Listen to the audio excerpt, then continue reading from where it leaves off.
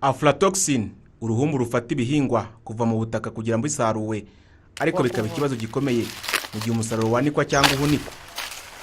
Bahati Odette utuye mu karere ka Bugesera amaze igihe kirenga umwaka akora amakarita yifashishwa mu kumenya ubuhehere bw'imyaka, cyane cyane ibigori. Ni ikarita izwi nka dry card igura amafaranga 1,000 y'u Rwanda, ariko yabona cyaba igisubizo kuri buri wese ushaka gukora ibifite ubuziranenge bushingiye ku buhinzi. Fata ibigori bike ugashyira mu gacupa kabasha gupfundikirwa ariko kadapfumutse, kadahitisha umwuka. Ugafata ya karita yacu yarangiye ari iyi ngiyi ukayishyiramo, ugapfundikira, ugategereza iminota 30 kugera ku minota 60. Iyo kaje kazanye ibara ry'iroze cyane, uruhumbu rurimo rubasha gukura. Iyo rubasha gukura rukaba ari rwo rwatera bya bibazo by'uburwayi.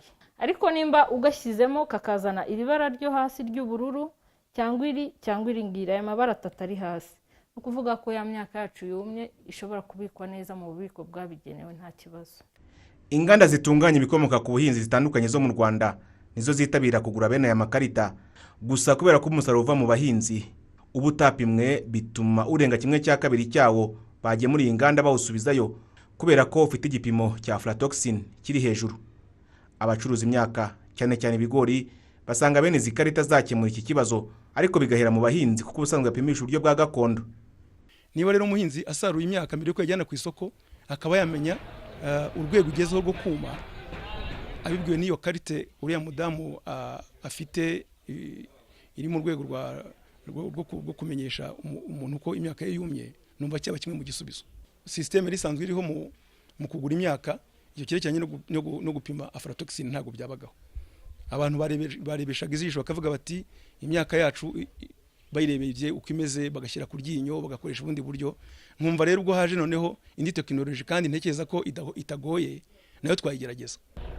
Ku isi ibigori n'ubunyobwa nibyo byibasiwe cyane n'ubumara, aho inzobere mu mirire bemeza ko ubumara bufite ingaruka ku mubiri, harimo no kurwara kanseri y'umwijima. Akaba ariyo mpamvu abantu bagomba guhunika umusaruro wabo mu mifuka yujuje ubuziranenge.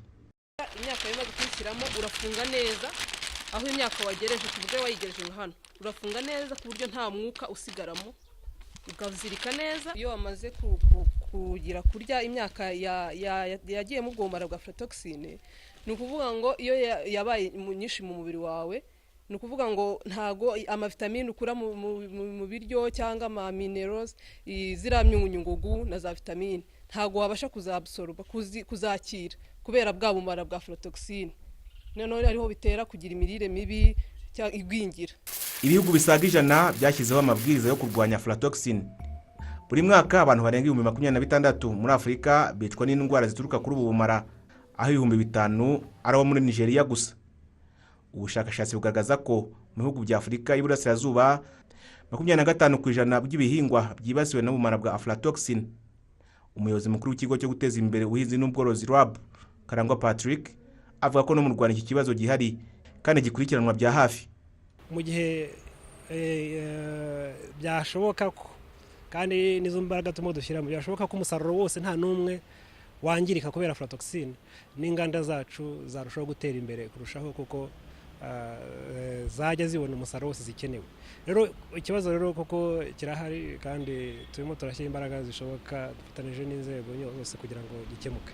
RAB ivuga ko ikoreshwa ry'amakarita mu gupima ubuhehere bw'umusaruro ari imwe mu ntwaro zo kurwanya ubumara bwa Aflatoxin, ariko ngo hanatekerejwe ubundi buryo bwo kurwanya ubumara bihereye ku butaka. Ikiza cy'iryo koranabuhanga nuko ugihera no murima, ntabwo umusaruro, ntabwo ibihingwa biri mu murima, ibihingwa ntabwo bizafatwa, umusaruro ntuzafatirwa murima utarasarurwa.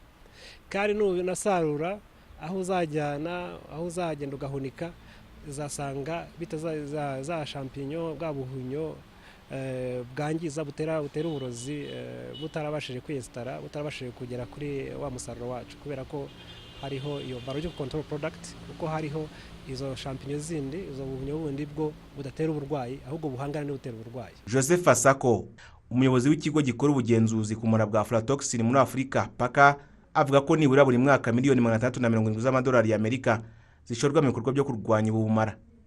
Kuva mu mwaka wa 1960 kugeza ubu nk'ubunyobwa bwonyine ku isoko mpuzamahanga bwagabanyutse ku gipimo cya 4% buvuye kuri 77% kubera kwikanga ingaruka zaterwa n'ubumara bwa Aflatoxin.